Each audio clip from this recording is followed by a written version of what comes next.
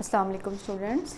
आज हमने अपना टॉपिक नंबर 11.5 स्टार्ट करना है, जो कि है electric power and electrical energy.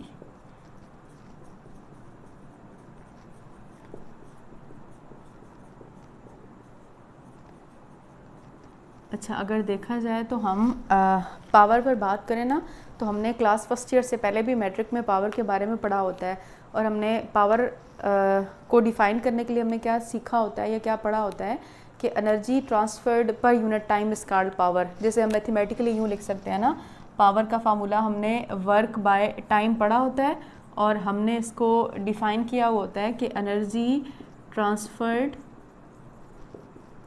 Per unit time. ठीक है, अब यहाँ पर जो हमारा कंसर्न है वो इलेक्ट्रिक पावर है ना, तो हमने इलेक्ट्रिक पावर को अगर हम डिफ़ाइन करना चाहें स्टूडेंट्स, तो हम यूँ कह सकते हैं ना कि electrical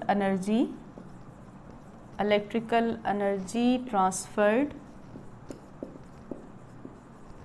per unit time is called electric power. ठीक है, अच्छा, पावर को जनरेट करने के लिए हम जो है वो जनरेटर्स का इस्तेमाल करते हैं, और फिर इस पावर को सप्लाई करने के लिए एक जगह से दूसरी जगह पर पहुंचाने के लिए स्टूडेंट्स हम बैटरी का या कोई भी इलेक्ट्रिकल अप्लायंस का इस्तेमाल कर सकते हैं, जिसका इस्तेमाल करके हम पावर को एक पॉइंट से दूसरे पॉइंट की तरफ पहुंचा सकते हैं। ठीक है, फिर वो आपको बता रहा है कि there are two categories of power.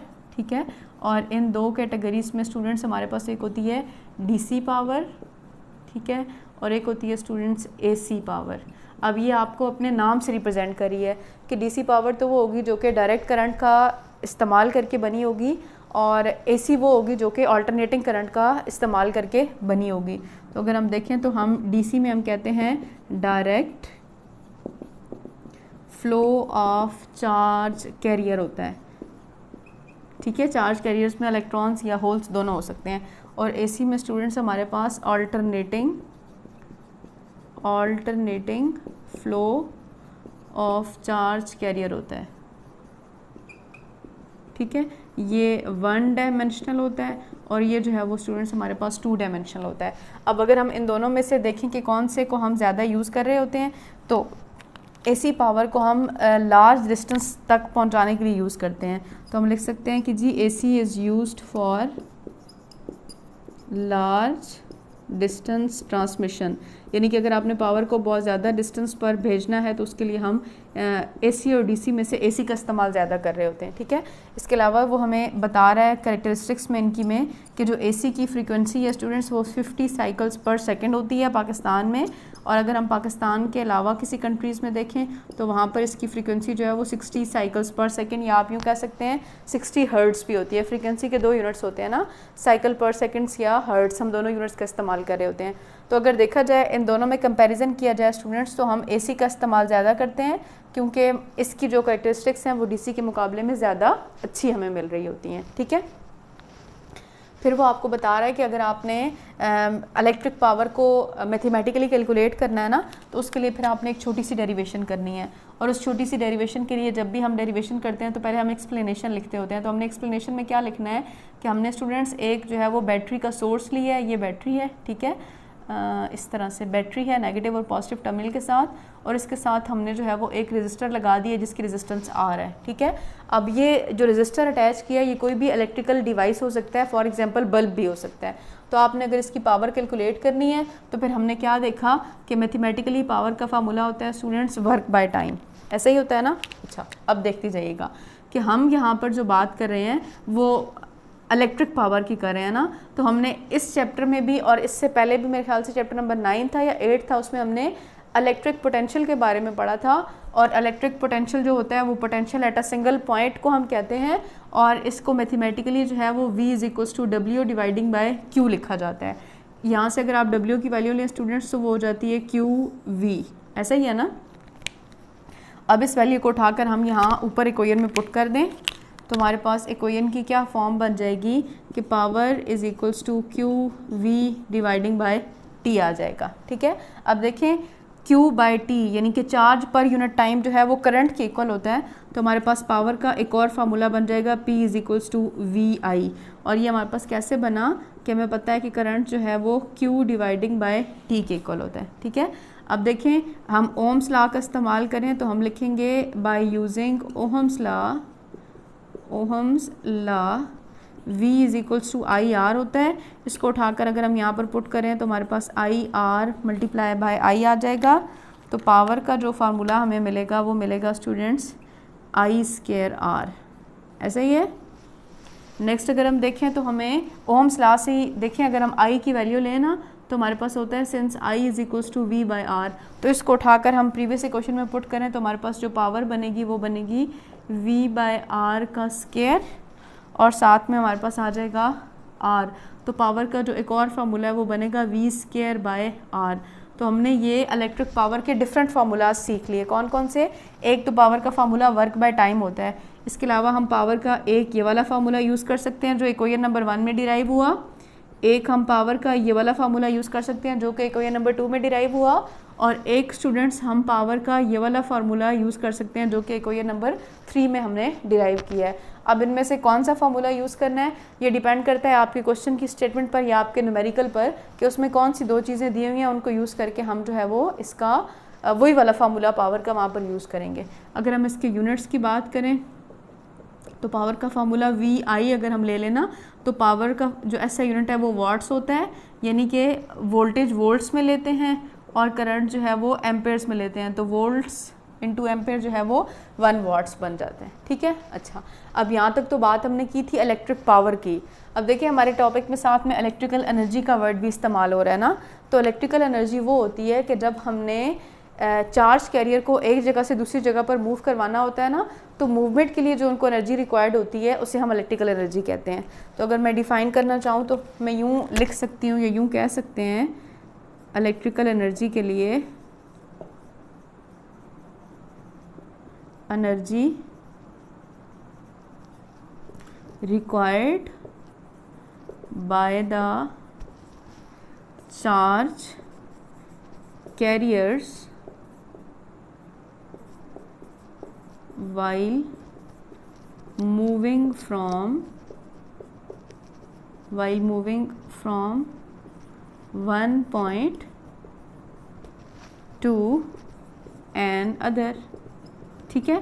और स्टूडेंट्स जब भी चार्ज कैरियर मूव करते हैं ना या हम किसी भी सर्किट में एनर्जी की बात कर रहे होते हैं तो जहाँ पर हमें इलेक्ट्रिक पावर मिलती है या रिक्वायर्ड फॉर्म ऑफ एनर्जी मिलती है वहाँ पर कुछ ना कुछ एनर्जी लॉसेस भी होते हैं। तो अभी जो हमारा काम है वो हमने एनर्जी डेसिपेटेड या एनर्जी लॉसेस कैलकुलेट करने हैं। इसकी अगर हम कॉमन सी मिसाल देखें तो जो हमने सर्किट बनाया है ना, इस सर्किट में देखिए हमने बैटरी के साथ एक रजिस्टर कनेक्ट किया है। अब रजिस्टर कोई भी डिवाइस होगा ना, मैंने अभी आपको पहले भी एग्जांपल दी थी। फॉर एग्जांपल हम यहाँ पर एक बल्ब का इस्तेमाल कर रहे हैं। तो देखें जो बल्ब का बेसिक काम होता है वो तो ये होता है कि हमें रोशनी प्रोवाइड करता है, लाइट प्रोवाइड करता है। लेकिन लाइट प्रोवाइड करने के साथ साथ जो हमें एक एक्स्ट्रा एनर्जी मिल रही होती है वो कौन सी एनर्जी है? हीट एनर्जी है। तो देखें हम कभी भी बल्ब को हीट एनर्जी लेने के लिए यूटिलाइज़ तो नहीं करते होते ना। इसका मतलब है कि जब भी एनर्जी एक फॉर्म से दूसरी फॉर्म में ट्रांसफ़र हुई, यानी कि इलेक्ट्रिकल पावर जब एक जगह से दूसरी जगह पर ट्रांसफ़र हुई तो साथ में जो अनडिज़ायरेबल फॉर्म ऑफ एनर्जी मिलती है उसे हम एनर्जी डेसिपेटेड कहते हैं या हीट एनर्जी कहते हैं। और अभी हमने जो है वो एनर्जी डेसिपेटेड की मैथमेटिकल फॉर्म को कैलकुलेट करना है, ठीक है। तो उसके लिए हम क्या करेंगे स्टूडेंट्स, हमें पता है कि पावर का फार्मूला वर्क बाय टाइम होता है और वर्क और एनर्जी आपस में इंटर कन्वर्टेबल होते हैं। तो मैं इसको E बाई टी लिख सकती हूँ ना। इसका मतलब है अगर आपने E stands for energy dissipated अगर मैंने एनर्जी डेसिपेटेड कैलकुलेट करनी है ना स्टूडेंट्स, तो उसके लिए फार्मूला मेरे पास बन जाएगा energy dissipated E is equals to P multiplied by T। अब इसी चीज़ को एनर्जी डेसिपेटेड को हम मैथमेटिकली कैसे कैलकुलेट करते हैं वो आप यहाँ पर देख लें।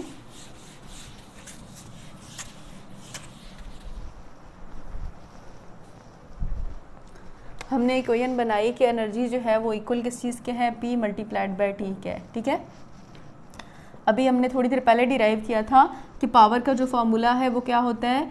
QV dividing by T multiplied by T हो जाता है, ठीक है। सेम यहाँ पर भी हम उन्हीं स्टेप्स को फॉलो करेंगे कि ये जो Q डिवाइडिंग बाय T है ये I के इक्वल होता है। तो पावर का फार्मूला बन जाएगा IVT, VIT लिखें या IVT लिखें एक ही बात है। Q बाई T I हो गया, ये वाला V एज इट इज़, ये वाला T एज इट इज़ हमारे पास बन जाएगा, ठीक है।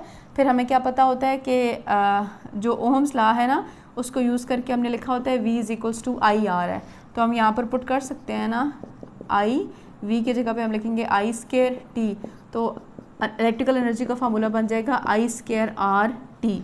एक फार्मूला हम यू भी यूज़ कर सकते हैं एनर्जी डेसिपेटेड के लिए, एक हम ये वाली इक्वेशन यूज़ कर सकते हैं वी आई टी, एक हम ये वाली इक्वेशन यूज़ कर सकते हैं आई स्क्वायर आर टी, और थर्ड हम कौन सी इक्वेशन यूज़ कर सकते हैं कि आई जो है वो v बाय आर के इक्वल होता है। यहाँ पे अगर हम पुट कर दें तो हमारे पास बन जाएगा v बाय आर का स्क्वायर आर मल्टीप्लाई टी, ये वाला r इसके साथ कैंसिल हो गया तो एनर्जी का फार्मूला बन जाएगा v square by R into T, ठीक है। तो हम एनर्जी डेसिपेटेड के लिए एक जो है वो हम ये वाला थर्ड इक्वेशन वाला फार्मूला यूज़ कर सकते हैं। बात यहाँ पर भी यही है कि डिपेंडिंग अपॉन योर क्वेश्चन या depending upon your numerical problem, जो भी हमें डाटा गिवन होगा उस डाटा के अकॉर्डिंग जो भी फार्मूला फिट आता होगा हम वो यूज़ कर लेंगे। बेसिक फार्मूला तो एनर्जी डेसिपेटेड का पावर इनटू टाइम है, बाकी उसमें हमने डिफरेंट मैथमेटिकल स्टेप्स को यूज़ करके या फार्मूला को यूज़ करके फर्दर 3 जो है वो हमने इसके यूनिट्स फार्मूलाज डिराइव कर लिए हैं, ठीक है। और अगर हम एनर्जी डेसिपेटेड में मतलब बेसिकली बात हम पावर की कर रहे हैं ना, तो अगर हम पावर के कमर्शियल यूनिट्स की बात करें तो कमर्शियल यूनिट्स जो पावर का है स्टूडेंट्स वो है 1 किलो वाट आर, और आप सब लोगों को पता है कि 1 किलो वाट आर जो है वो 3.6 मेगा जाउल्स के बराबर होता है, ठीक है। अभी आप अपनी बुक देख लें, बुक में हमें इस टॉपिक में कौन कौन सी हेडिंग्स बताई गई हैं।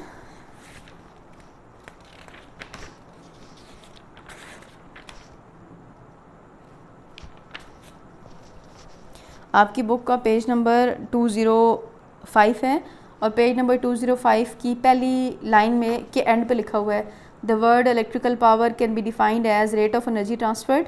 फिर वो उसने 2 बेसिक बातें आपको बताई हैं कि generator is a device that is used to produce electric power while batteries are used for supplying electric power.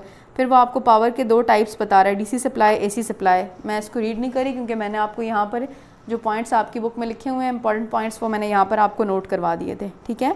फिर नेक्स्ट देखिए स्टूडेंट्स, पेज नंबर 205 में जो थर्ड पैराग्राफ है ना, let us consider an electrical circuit, यहाँ पे आप explanation की हेडिंग दे दें।